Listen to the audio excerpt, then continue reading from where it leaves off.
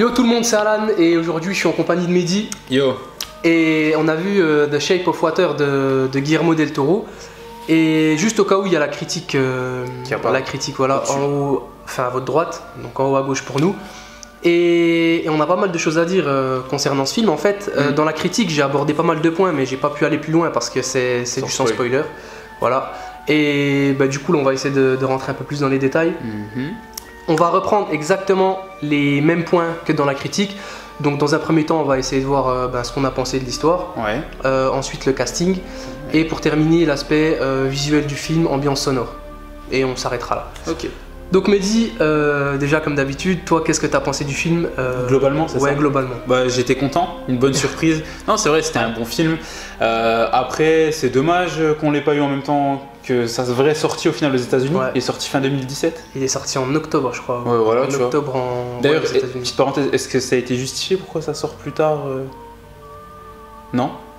Non, mais enfin, c'est toujours un peu le cas avec les films qui sont nominés aux Oscars. Bon, à la base, on savait pas qu'il allait être nommé aux Oscars, mais c'est toujours un peu le cas. Enfin, La La Land, c'était pareil l'année dernière. Il a été projeté, je crois que la première projection de ce film, ça s'est fait pendant un festival en septembre 2017. D'accord. Tu vois, et après, tu as des sorties limitées en fait, jusqu'à la sortie nationale, et ensuite ça sort à l'international. Et c'est souvent comme ça pour tous les films. Là, La La Land, c'était pareil l'année dernière, par exemple. D'accord. Bon, bah, en tout cas, ouais, bien surpris, ça fait plaisir. Enfin, c'est original. Le contexte est plutôt sympa. En tout cas, c'est une bonne surprise, et c'est un film qui se suffit à lui-même, dans le sens où. Il n'y a pas besoin d'aller plus loin, je trouve. C'est vrai, c'est vrai. Il y a pas mal encore d'interrogations après le film, mais c'est vrai que c'est pas nécessaire d'avoir une réponse.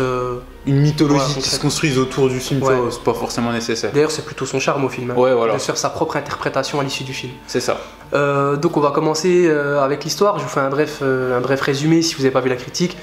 En gros, c'est l'histoire d'une femme qui s'appelle Elisa, qui est muette, qui travaille dans un centre de recherche aérospatial, et dans lequel justement est retenu en captivité un homme amphibien, mais assez bizarre, c'est une créature, et donc les deux vont se lier d'amour, pas d'amitié, et va s'en suivre une relation assez romantique, féerique, poétique, tout ce que vous voulez en fait. Et voilà, toi qu'est-ce que t'as pensé cette histoire? Ouais, du scénario, de l'histoire en général. Bah tu vois, tu m'aurais dit Mehdi, on va voir un film de Love et tout, je t'aurais dit non. Et là c'est original parce que c'est des thèmes, il y a différents thèmes qui sont abordés comme tu disais, et bah, justement moi je trouve que c'est plutôt bien abordé dans le sens l'amour, donc elle qui est muette, je sais pas si tu l'as précisé, je sais même plus. Ouais, je l'ai précisé. Elle est muette, lui c'est un amphibien, puis oui en fait au final toute la société la voit comme une muette, puis c'est dans les années 60, donc automatiquement bah, c'est le genre d'handicap qui passe pas, tu vois, comme l'homosexualité, comme encore les noirs, enfin voilà, tous ces trucs là ça passe vraiment pas, et elle bah, elle est un petit peu solo dans son coin, même si elle a son amie Dalila, ça, mais comment elle s'appelle, Zelda, voilà. Zelda dans le film qui joue super bien d'ailleurs, on reviendra après, qui est là avec elle. Il y a son voisin aussi, l'artiste, mais ça s'arrête là, son cercle est vraiment limité, et justement j'allais l'appeler Abe comme dans Hellboy, tu sais, en fait en fait non, c'est pas ça. L'amphibien là, et ben il la juge pas parce qu'il sait pas qu'elle a un handicap au niveau de la voix, et tout découle de ça, puis il y a des liens qui se font entre eux, et c'est super, enfin ça fait, je sais pas, c'est beau en fait, il y a pas d'autre mot, c'est beau. Et puis voilà, bon, les autres, il y a les méchants, mais après les méchants restent des méchants vraiment classiques, tu vois. Bon, t'as les Russes, puis t'as l'Américain parfait qui veut être le soldat excellent, qui veut réussir sa tâche, machin, etc. Enfin voilà quoi, c'est les gros clichés, mais ça passe bien dans ce contexte-là en fait. Et puis voilà. Et est-ce que t'as trouvé toi que c'était très dualiste, très manichéen en fait, que t'avais le bien d'un côté et le mal d'un autre? Moi, c'est le ressenti que j'ai eu malgré tout. J'ai aimé le film, mais j'ai trouvé que son problème un peu, je sais pas si t'as vu Crimson Peak. Non, je l'ai pas vu. Non, je l'ai pas vu. Mais je vois c'est lequel là de film. C'est avec Tom Hiddleston, pardon, c'est celui qui joue Loki en fait dans les Avengers et dans le Marvel Cinematic Universe. Et j'ai trouvé qu'il y avait une très belle forme, mais pas un bon fond, dans le sens où c'était pas assez travaillé. D'accord. Et c'est pour ça que j'en attendais beaucoup de Shape of Water en fait, parce que on nous le vendait comme le successeur du Labyrinthe de Pan. D'accord. Et le Labyrinthe de Pan, c'était quelque chose quand même, c'est un chef-d'œuvre.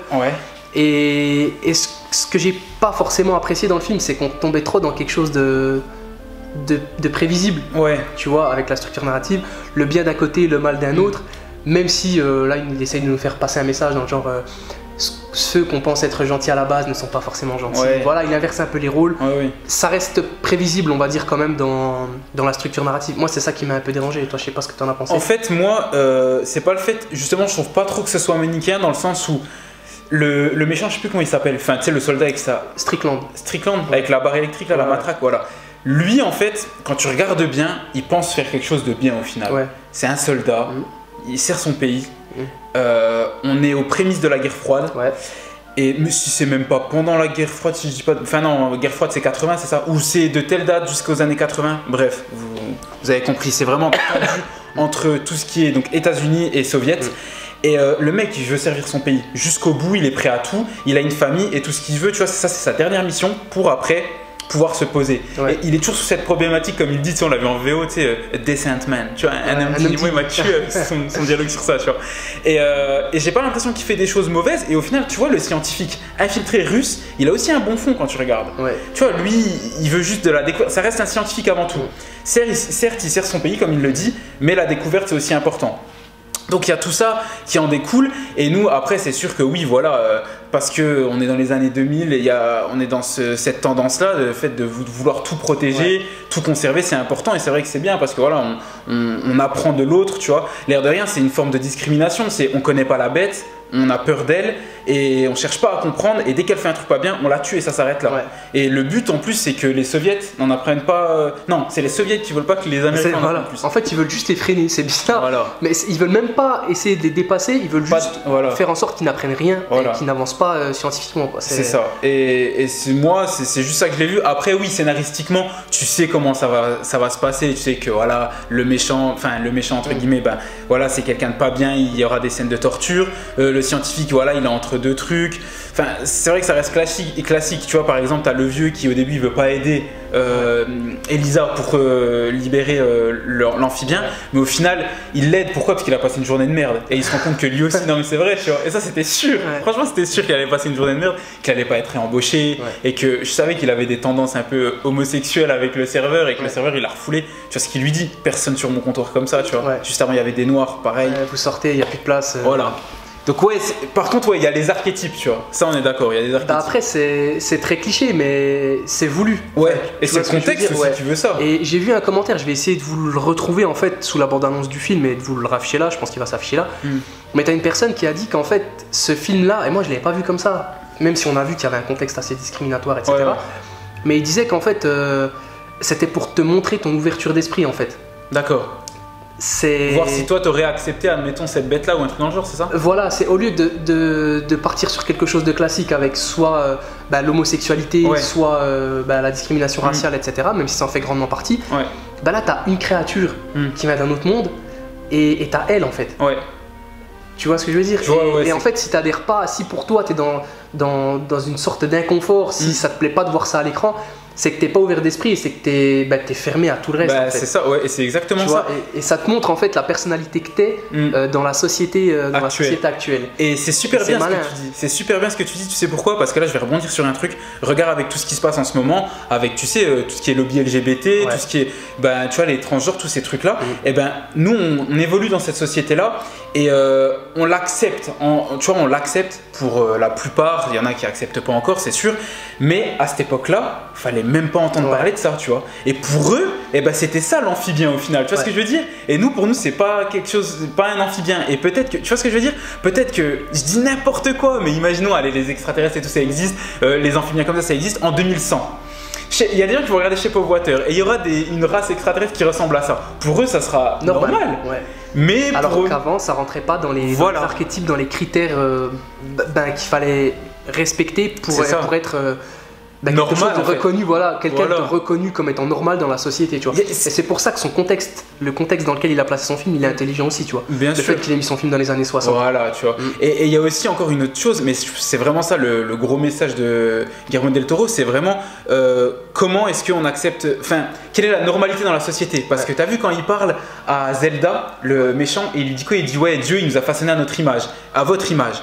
Plutôt à la mienne, plus la mienne parce qu'elle est noire et ça passe pas. Donc en gros, si on peut mettre des trucs, c'est à dire que l'être humain blanc classique caucasien il est au dessus, ensuite tu as les noirs, t'as peut-être les homosexuels en même temps ou peut-être en dessous, tu vois. Bon, c'est dans le film, hein, attention, c'est pas nous ce qu'on pense. Hein. Et t'as l'homo sapiens, enfin le Abe là, enfin je sais pas quoi, l'amphibien, tu vois, qui est tout en bas, voilà, parce qu'il ressemble vraiment pas. Et même le peintre, tu vois, à un moment il vient, il le touche comme ça, puis lui après il fait ah, tu sais, il se désinfecte. Et même moi, il y a eu des moments, c'est vrai, il y a eu des moments où quand je la vois, je me dis elle va l'embrasser, ça fait bizarre. Ça fait bizarre. Ou même quand ils ont cette relation sexuelle, qui n'est pas montrée, mais qu'elle lui dit mais est-ce qu'il a quelque chose, et qu'elle lui dit ça c'était subtil par contre. Voilà, lui montrait bien comment ça se passe, tu comprends. Mais t'as toujours. C'est vrai, il faut dire ce qu'il y a, t'as toujours une petite appréhension de te dire est-ce qu'ils vont montrer comment ça va se passer. Après, on peut dire peut-être que c'est la peur de l'inconnu, ou je sais pas. C'est exactement ça. Mais après, c'était peut-être aussi quelque chose qu'il voulait faire ressentir dans son film. Moi, je sais que dans la BO, je le ressentais, tu vois, ce petit sentiment d'inconfort, tu vois. C'est ça. D'un côté, tu t'entends l'eau, tu t'entends la relation amoureuse, mais derrière, t'as quand même ce truc un peu glauque, tu vois. C'est un peu gênant. En fait, moi, ce qui me gênait, c'est plus une question d'hygiène, parce que je me dis, tu sais, bah c'est vrai, je me suis dit, est-ce qu'elle va pas choper une maladie? Tu sais que quand l'amphibien il griffe le gars, je me suis dit, en fait, il doit avoir un venin sans faire exprès, puis il va tomber malade, tu vois. Et au final, non. Tu vois, c'est l'inverse qui se passe. Il le guérit. Et il a plus rien, et ses cheveux ils repoussent. C'est un truc de fou, tu vois. Il nous induit en erreur dans le film. Enfin, moi personnellement, voilà, il y a eu des trucs, pas que ça m'a gêné, genre, mais tu sais, voilà, tu t'appréhendes. Oui, tu te poses des questions, ce qui est normal. Quand tu vas voir ce genre de film, de toute façon, t'es un spectateur réfléchi. C'est pas normal. Et t'essayes d'avoir des réponses. Ouais, bah oui. Et voilà, mais sinon non, c'est un bon film, puis il diffuse un bon message, et puis ce qui est bien c'est que voilà, il dure 2 heures, c'est ça? Ouais. Il suffit à lui-même, c'est ça qui est bien quoi. Ouais, et tu sens pas forcément le temps passer. Ouais. 2 heures qui passent comme 2 heures quoi, c'est pas trop mou, c'est pas... Ouais, puis pas trop rapide. Les coupures dans le film, scénaristiquement ça va, on commence au début avec une petite routine, tu sais, voir qu'est-ce qu'elle fait tous les jours, tu vois, savoir qu'elle bosse dans le truc, que sa routine est très monotone, elle s'ennuie, machin et tout. Jusqu'à qu'elle tombe justement sur cet élément perturbateur entre guillemets, tu sais, genre dans les scripts, tu vois, et s'ensuit une succession d'événements qui après t'arrives à la conclusion. Mais non, ouais, franchement bien. Moi j'ai pas trouvé de truc qui me gênait, tu vois. Bah la seule chose qui m'a gêné, enfin je l'ai dit dans la critique, c'est que je trouvais que justement la relation qu'elle a avec l'homme amphibien, au départ, quand ils apprennent à se connaître, c'était peut-être trop rapide. Ouais, c'est vrai. Que 2-3 fois, elle s'attache trop vite à lui. Je me dis peut-être que ça se trouve c'est juste un pansement affectif, tu vois. Ouais, je vois, ouais. Après, pansement affectif, c'est vrai que c'est possible, mais tu sais qu'il y a une séquence où il y a une musique, quand il y a la musique, et il y a plein de jours qui passent au final, et tout le temps elle vient vers lui, elle vient le voir et tout. Ça serait bien de savoir, c'est vrai, l'échelle de temps, combien de temps au final il est resté enfermé, tu vois. Ouais, parce que pas forcément. Peut-être qu'on sait pas, peut-être ça peut être des jours, voire des mois, tu vois, je sais pas. Bon, années, je pense pas, mais enfin voilà. Et enfin, ouais, je te disais ça dans le sens où c'est. Enfin, le côté manichéen, je reviens à ça, en fait, c'est parce que le rapport qu'elle a avec Strickland, justement, tu vois, le militaire là, j'ai l'impression que lui, tout ce qu'il fait, ça va être quelque chose de brut, tu vois. Ouais. Et elle, c'est doux. Voilà. Je te dis ça par rapport aux scènes un peu olé olé. Lui, quand on le voit, je me demandais en fait pourquoi il montrait ça. Pourquoi il montrait ça, le réalisateur. À quoi ça servait. Mais au final, tu te rends compte que c'est voulu parce qu'il veut te montrer que lui il a une manière de se comporter qui est limite pas humaine. Tu vois. Il prend sa femme pour un objet, il dit silence, tu vois, il parle pas. Et alors que elle c'est tout l'inverse. Enfin avec l'homme amphibien, tu vois. Tu vois, même lui, alors qu'il est pas humain, il sait ce que c'est que la tendresse, tu vois. Et il te met ça côte à côte en fait. T'as Strickland qui se comporte d'une certaine manière, voilà. Sans émotion, sans sentiment, etc. C'est exactement ça. Alors que de l'autre côté, avec une créature qui a rien d'humain, c'est complètement l'inverse, tu vois. Et t'as même, ce qui peut être symbolique aussi, on peut partir sur un autre truc encore plus loin, c'est tu sais quand il se fait couper les doigts, il lui mord ou je sais pas quoi, c'est sur sa main gauche, je sais plus. Ouais, je sais plus. C'est pas sur sa main où il met sa bague de fiançailles de base. Si, parce que c'est là où il a perdu, parce qu'elle avait ramassé l'anneau. Voilà. Elle a ramassé l'anneau et lui a redonné. Voilà, elle lui a redonné. Et moi j'ai l'impression à partir de ce moment-là, tu vois, c'est vraiment une scission et c'est là où perte de l'humanité totale de sa part. Tu vois, genre il perd son alliance et ils essayent de lui recoller ses doigts. Plus le film passe, voilà. Et son corps rejette, ça pourrit, ça devient tout noir, il les arrache au bout d'un moment. Bon, il y a pas mal de références aussi bibliques au final, parce qu'il parle de Samson, tu vois, ce qui s'est passé et tout. Bon, après on connaît pas forcément trop nous dans les détails. Mais après, voilà, j'ai l'impression que c'est un peu la facilité dans ce genre de film de toujours faire des références. Religieuse, tu vois, mais peut-être que c'est le père qui veut ça, tu vois. Là, peut-être dans les années 60, ils étaient quand même beaucoup plus. Voilà, il est issu d'une bonne famille, c'est-à-dire, tu sais, les bons chrétiens de l'époque. C'est vrai. voilà, tu sais, à table, amen et compagnie, ils vont à l'église le dimanche et tout. Donc voilà, il a eu cette éducation-là et ça en découle. Mais oui, en tout cas, ouais, il y a une perte d'humanité de sa part et à l'opposé, en fait, ce qui est bien, c'est qu'avec Elisa, elle, ça se voit, donc plus ça se voit au niveau des doigts, plus ça passe et plus ses doigts ils pourrissent. Ouais. Et elle, tu vois, c'est plus le temps passe et plus, tu vois, sa tenue vestimentaire, quand elle est amoureuse, elle se vêtit de rouge, elle se vêtit de rouge en fait. Elle prend de la couleur. Voilà, elle prend de la couleur, tu vois, genre comme si elle devenait de plus en plus humaine au final, tu vois. Et il y a un autre détail comme ça aussi que j'ai remarqué après avoir vu le film, c'est que j'ai l'impression que limite tout au long du film, on est sur un huis clos en fait. Ouais. Tu vois, on est dans son appartement, tu vois les cloisons, elle est dans son laboratoire, tu vois les cloisons. Vrai. Même quand ils font le kidnapping. Et que son voisin là, je sais plus comment il s'appelle. Le peintre, voilà. Ouais, le peintre. Ouais. Se pointe avec la camionnette, même le couloir, tu vois, c'est toujours dans des espaces confinés. Ouais, ouais. Et le seul moment où tu la vois à l'écran en fait, avec l'homme amphibien, et t'as pas de cloison, t'as rien, c'est tout à la fin quand elle est dans l'eau en fait. Et t'as pas de fond, t'as pas de limite en fait. Elle est libre en fait. Ouais. Et j'ai bien aimé, j'ai vraiment bien aimé ça de la part du réalisateur. C'est clair, et c'est surtout, même cette impression-là quand elle est dehors, tu sais, quand elle va au boulot dans sa routine, on la voit dehors. Ouais. Mais les blocs sont tellement hauts que t'as l'impression qu'elle est dans une boîte. Voilà, tu vois toujours dans cette ruelle et t'as toujours des limites. Très limitées, ouais. T'as l'impression que il y a rien quoi. Ouais. Ou dans le bus. Dans le bus, tu vois pas les autres passagers. Elle est toujours collée à sa vitre comme ça, tu vois, c'est. Elle est toujours dans une boîte. Elle est mise dans une case. C'est incroyable quand même. C'est des petits détails qui font que. Après, techniquement, ouais, c'est réussi de la part de Guillermo del Toro. C'est clair. Ensuite, rapidement sur le casting. Après, l'actrice, elle a joué dans quoi? Parce qu'elle me dit quelque chose. Octavia Spencer. C'est le nom de l'actrice. Parce qu'elle me dit quelque chose. Non, Zelda ou. Non, Elisa. Elisa, franchement, je me souviens pas du tout. Mais sa tête, en tout cas, elle te dit pas quelque chose, sa tête, tu l'as pas déjà vue Non, de nom, en fait, ça me dit quelque chose, c'est Sally Hawkins. Mais après, c'est vrai que peut-être que tu dis ça parce qu'elle fait très personne lambda. Ouais, elle passe partout. Tu vois ce que je veux dire? Et c'est aussi ça qui est bien, le fait qu'il ait pas pris quelqu'un de forcément hyper connu. Ouais. Je pense que c'était important aussi. Tu vois, t'aurais tout de suite. En fait, fait la référence. Ouais, on leur a assimilé à ça et puis voilà. Non, c'était bien. J'ai du mal là. mais ouais, tu l'aurais tout de suite stéréotypé, on va dire. Alors que là, c'est une fille lambda en fait, et n'importe qui peut s'identifier à elle. Enfin, je veux dire du côté féminin quoi. Ouais, une dame qui a la trentaine, non? Tu sais que moi c'est entre 30 et 40, je vois. Ouais, entre 30 et 40 sûrement. Voilà, tu vois. Mais c'est vrai que voilà, tu peux facilement t'identifier à elle. Après, la blague elle joue bien. Ouais. C'est elle, Octavia Spencer. Voilà, elle, c'est le cliché, tu vois. C'est le cliché qu'il faut, tu vois. C'est le cliché de la Renoir à l'époque et tout, donc ça passe super bien.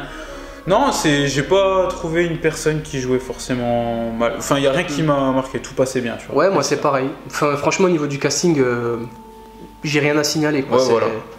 C'est propre tout au long du film.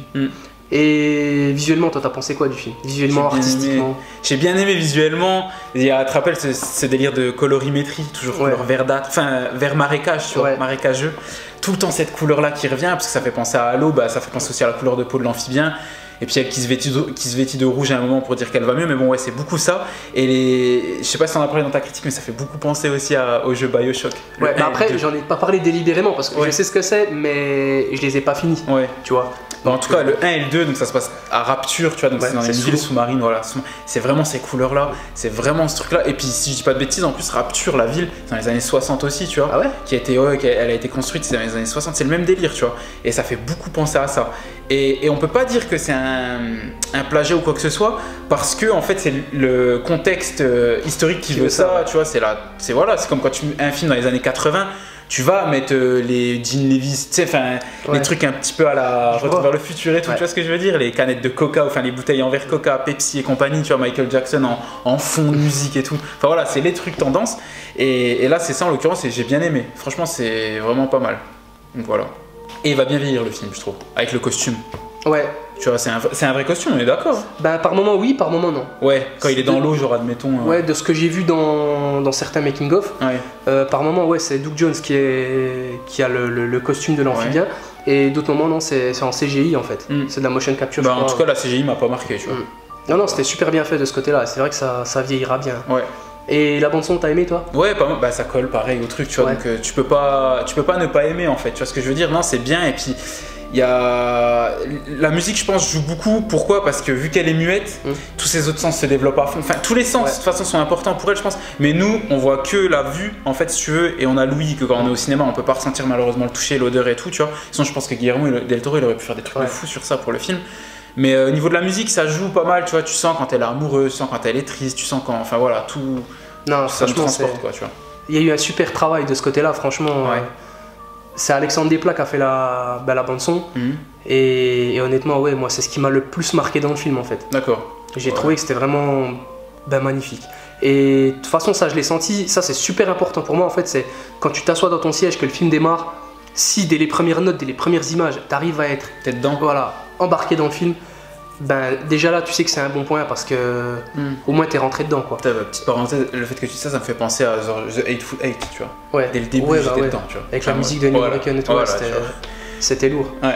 Et ben, d'ailleurs, en parlant de ça, Ennio Morricone avait eu l'Oscar de la meilleure musique, en fait. Ah, ok. Pour The Hateful Eight. Ouais, normal. Et j'ai deux questions à te poser là pour conclure. En fait, je voudrais savoir si, selon toi, Alexandre Desplat mérite l'Oscar de la meilleure musique pour ce film, et si Guillermo del Toro et The Shape of Water méritent l'Oscar du meilleur réalisateur et du meilleur, film. Ça fait trois questions du coup. Ok, après, je sais pas, il y avait qui était nominé et tout, tu vois. Il y a Dunkerque aussi. Ah, ouais, tu vois, heureusement que tu m'as dit ça. Il y a Dunkerque, je crois qu'il y a Lady Bird, je suis pas sûr. Il y a Phantom Thread. En fait, tu m'as juste dit le premier. Dunkerque. Ouais. Oui, je sais. Et même Phantom Thread, tu vois, j'ai l'impression qu'il a une sacrée bonne bande son. Parce que moi, c'était la bande-annonce que j'ai vue, tu vois, et on sentait que la musique avait l'air d'être importante aussi dedans. Bah, j'ai délibérément pas regardé la bande-annonce. D'accord. Et je pense aller le voir aussi. Ouais, bah ça a l'air d'être pas mal en tout cas. Mais tu vois, déjà, tu m'as juste dit Dunkerque. Ouais. Bah, je préfère plus la musique. Après, c'est deux styles différents, tu vois. Mais je préfère la musique dans Dunkerque. De Dunkerque. Elle apporte plus, je trouve. Mais elle apporte dans Shape of Water. Ouais, c'est Dunkerque, hein. C'est Dunkerque. On va regarder tout de suite Oscar meilleur film 2018. Ah ouais. Et on va regarder un petit peu. Ah, parce que là. Ah non, Dunkerque, quoi. Alors, pour le meilleur film, on a Call Me By Your Name. Pardon. On a Les Heures Sombres, The Darkest Hour avec Gary Oldman. Ouais. Dunkerque. Get Out. Ouais. Je sais pas si tu l'as vu. Non, toi tu l'as vu par contre. Ouais, franchement, c'est pas mal Get Out. Lady Bird, Phantom Thread, Pentagon Papers de Steven Spielberg. Je suis pas allé le voir. Ouais, je l'ai pas vu non plus. La forme de l'eau, donc The Shape of Water, et Three Billboards, Les Panneaux de la Vengeance. C'est avec Frances McDormand. Je l'ai pas vu non plus. Il a l'air d'être bien avec les panneaux de pub là. Ouais. Genre elle dénonce des trucs sur les panneaux. Ouais. Et j'ai pas eu l'occasion de voir, je suis dégoûté. Mais voilà, en tout cas, c'est tous les films qu'il y a, donc. Ça va être compliqué face à Dunkerque. Ben franchement ouais, c'est juste ça quoi. Ouais, franchement c'était du lourd Nolan sur ce coup-là, et c'est le seul film que j'ai noté à 20 sur 20 quoi. Ouais. Non, il fait un sacré truc, le film est énorme, Dunkerque, voilà, on bifurque un peu mais c'est voilà. Après Shape of Water c'est bien tu vois, mais pour moi Dunkerque c'est hors catégorie, je sais pas comment t'expliquer. Mais la nomination est méritée quand même. Ouais, elle est méritée bien sûr, ça on est d'accord. Pour la nomination, ouais, je suis d'accord avec toi. Donc voilà. Bon, on va s'arrêter là-dessus. T'as peut-être quelque chose à ajouter concernant le film? Non, pas vraiment. Non, mais Bruce Lee l'avait dit de toute façon qu'il faut être comme l'eau, il faut s'adapter dans les récipients où on est ou un truc dans le genre. Bah, bonne référence. C'est là-dessus qu'on va se quitter. En tout cas, on vous remercie d'avoir regardé la vidéo. Comme d'habitude, si vous avez aimé, n'hésitez pas à lâcher un like. Si vous n'êtes pas abonné, à vous abonner. Là, vous pouvez donner votre avis en commentaire avec les spoilers. Il n'y a pas de souci. Là, on est sur une critique avec spoilers, donc vous pouvez vous lâcher. N'hésitez pas à activer la cloche aussi des notifications pour recevoir une notif dès qu'on balance une critique ou un test ou un coin canap. Et voilà, en tout cas, on vous remercie encore une fois. Prenez soin de vous. À la prochaine. Ciao.